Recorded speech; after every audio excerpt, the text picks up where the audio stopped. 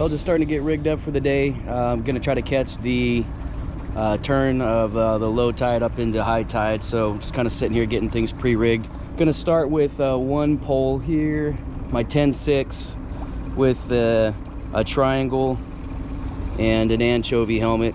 It's kind of what I feel most comfortable with, honestly. The way that I've got it rigged up is just main line, kind of standard stuff. Main line to a VIP line lock, bead chain, dual lock. Got an 18-inch 50-pound mono. Put that down to a flasher here. I think I'm gonna go with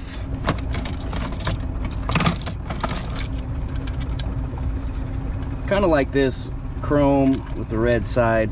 So I think I'm gonna go with that one first. So from my flasher, again, I got another bead chain off at the end of the flasher, and it's about probably 40 inches, maybe a little bit more, back to my anchovy helmet. I am gonna put a dropper on right here. I have these 12-inch droppers kind of pre-made. So there's my dropper. It's about 12 inches down to just me in the boat, so I'll run a 16-ounce. These are those Dave Tangle Frees. I like them. And then on my other pole, this is my 9-6 Okuma Guide Select. I've got same setup more or less. Got the line lock, bead chain, dual lock, except I'm gonna run a 24-inch bumper to a 360 flasher on that one. Let's take a look which one catches my eye today. But I got this homemade one. I call this my thin blue line. I don't know if it's worth anything, but you know what? I'm gonna go with the homemade.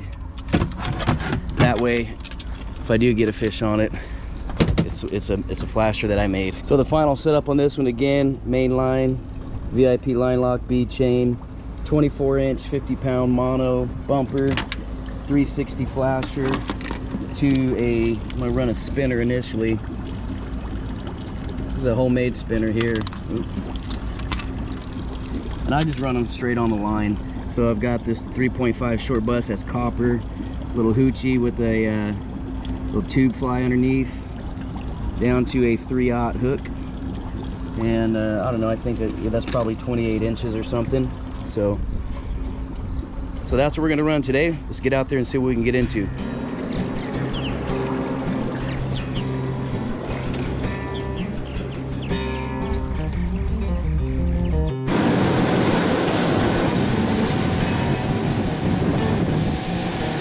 The tide is just going to be about slack here, and it's going to switch to an incoming tide. So what my initial plan is while I got some slack tide here, I'm going to get on the edge of the sands in about 40 feet of water, because the surface water is coming up on 68.5, so I'm figuring they're probably going to be a little bit deeper, maybe trying to get a little cooler water. So I'm going to try to troll this 40-foot line, see what happens. I'm going to start with my flasher down on the bottom, thinking maybe these guys are still buried down on the bottom from that outgoing tide. So I'll fish my triangle and my anchovy helmet here.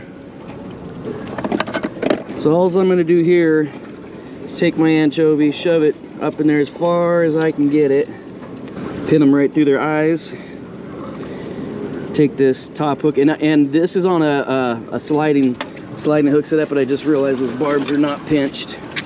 Let me get those barbs pinched here real quick. There we go. But these are rigged up on a sliding hook system, which I have found I do not like, because that top hook comes undone. But I got a bunch of them tied up, so I'm just gonna burn through them. So all I do is just put it through, kind of get that buried in there. Have that back hook, we'll adjust that, be about right there.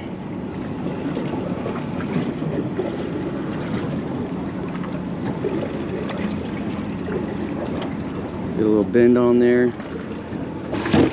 Gonna go with the winning combination. A little bit of salmon slammer on there. It's just been working, so why not keep... I mean, it's been working on the ocean. Let me say that. I should have already had myself squared away here. Holy smokes, that was a massive sturgeon that just jumped right over there, right on the edge of the sand. So right now I'm in 36 feet of water, but I'll get that deepened up here in a second. I hate tip wraps. There is nothing that I hate more than tip wraps. All right, there she's spinning. I think that's the bottom. A little bit of grass down there, it feels like, so kind of keep it maybe right above the grass line. So like I said, I'm gonna try to work this 40-foot contour line here, more or less. I don't know if you guys can see this or not. But there's some, on my Panoptix, there's stuff swimming through there. See the big balls of bait fish. Matter of fact, there comes one big ball of bait fish now. Again, I can't tell if you can see that on the camera or not, but right through there's a big ball of bait fish coming through. Yeah, so hopefully there's some salmon down in there below that. I mean, that's my plan. At least I have a plan. Whether it's a good plan or not, I don't know. Time will tell.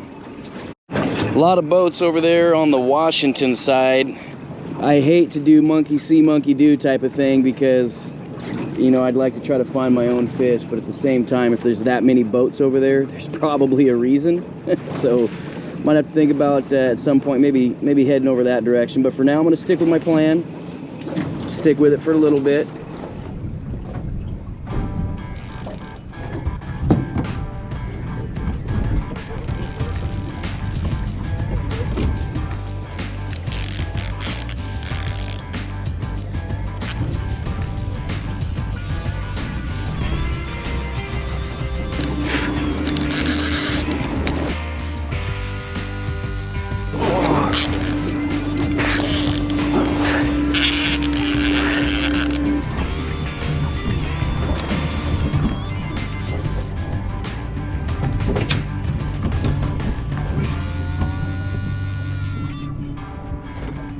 Shit.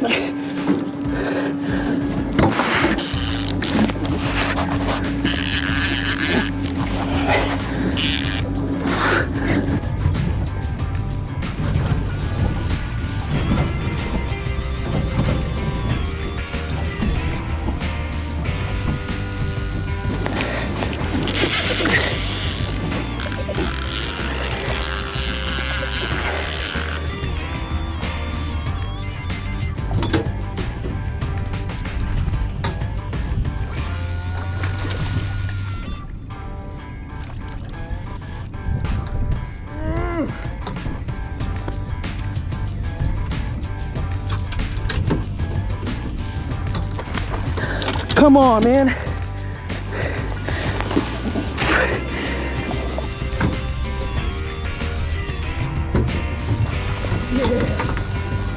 Woo! Holy smokes.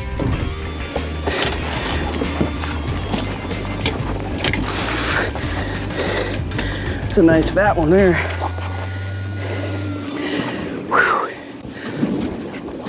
Thank you very, very much. You have no idea how much I appreciate.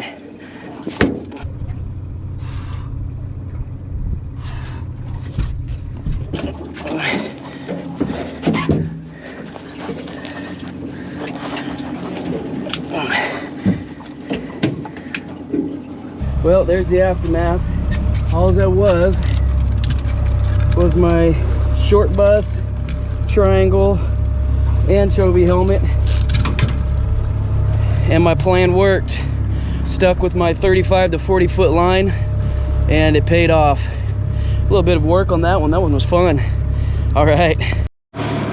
Man, I love it when a plan comes together. Well, a quick but productive day out here in the Buoy 10 fishery. And you know what? I'm very excited. Obviously, I got a fish, got a nice Chinook, but what I'm most excited about and I'm most proud of is I had a plan.